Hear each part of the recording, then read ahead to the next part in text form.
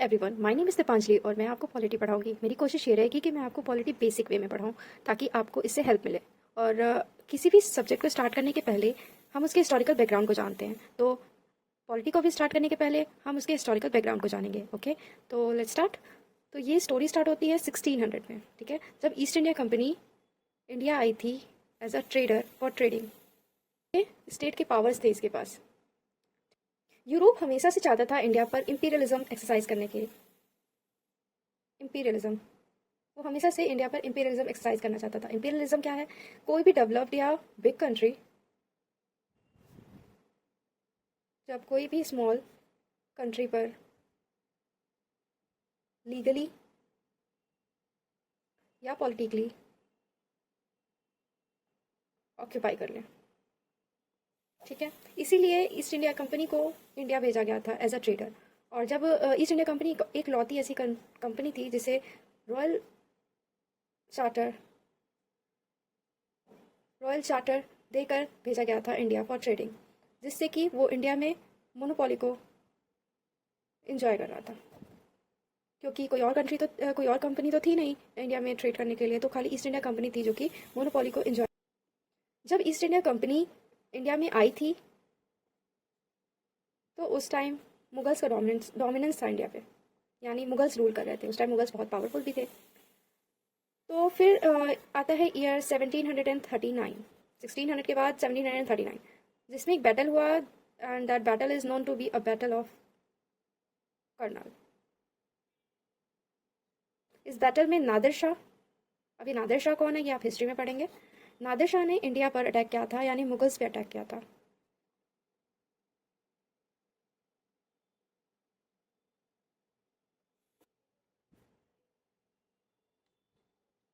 And guess what, कौन जीता? नादिर शाह जीत गए। Nadir Shah has won and Mughals lost. Mughals खाली बैटल ही नहीं हारे थे, बैटल के साथ साथ वो अपना सेल्फ कॉन्फिडेंस भी हार गए थे।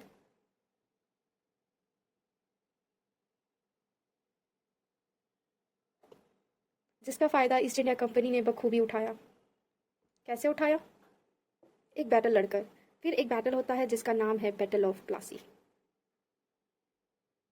और ये होता है ईयर 1757 में, बैटल ऑफ करनाल के बाद, जिसमें ईस्ट इंडिया कंपनी मुगल्स को एक्सप्लॉइट कर देती है,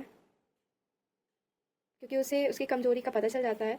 मुगल्स को एक्सप्लॉइट कर देती है, यानी ख़त्म कर देती है, बाय यूटिलाइजिंग और applying his famous policy, and that name is divide and rule, जो कि आज भी बहुत फेमस है। और ईस्ट इंडिया कंपनी जीत जाती है। अब ईस्ट इंडिया कंपनी जीत जाती है, उसके पास सब है, पावर है, पैसा है, लेकिन एक चीज़ लैक कर जाती है। East India company lags legitimacy. Legitimacy lack करना मतलब जो पैसे ईस्ट इंडिया कंपनी के पास आ रहे थे वो गैर कानूनी कहला रहे थे, गैर कानूनी, जिसकी वजह से उनके बैक होम यानी यूरोप में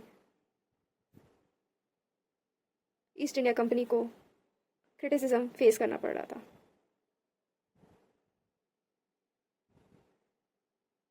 क्रिटिसिज्म ऐसा कि किसी कंट्री की कंपनी किसी दूसरे कंट्री में जाकर गैर कानूनी लोगों से पैसा ले रहा है, वैसा क्रिटिसिज्म। तो फिर अब ईस्ट इंडिया कंपनी को लेगिटिमेसी चाहिए थी, उसे कानूनी तरीके से लोगों से पैसा लेना था।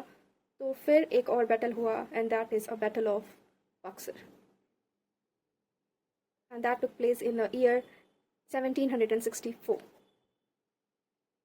And guess what, East India company इसे भी जीत गई, और इससे जीतने की वजह से ईस्ट इंडिया कंपनी के पास लेगिटिमेसी आ गई, जिससे कि उसे टैक्स कलेक्टर का टैग मिल गया, साथ ही साथ उसे दीवानी राइट मिल गई, diwani right of 3 most rich state of India, that is Bengal, Orissa and Bihar.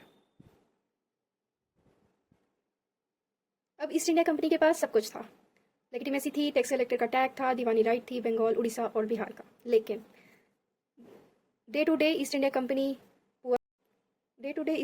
Poor होती गई, और ईस्ट इंडिया कंपनी के ऑफिसर्स रिच होते गए। अब ये कैसे हुआ? क्योंकि ईस्ट इंडिया कंपनी के जो ऑफिसर्स थे वो करप्टेड थे, वो अपनी कंपनी को लूट लिए। अब ईस्ट इंडिया कंपनी क्या करे, ईस्ट इंडिया कंपनी अब गई ब्रिटिश गवर्नमेंट के पास। East India company British government के पास जाती है फॉर हेल्प।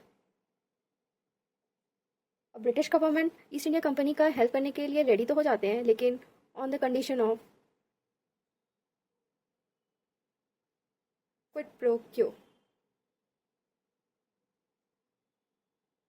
इसका मतलब गिव एंड टेक, एक हाथ दो एक हाथ लो। ब्रिटिश गवर्नमेंट का कहने का मतलब था कि मैं तुम्हारी हेल्प करूंगा, तुम्हारे लोन्स कवर अप करूंगा, लेकिन ब्रिटिश गवर्नमेंट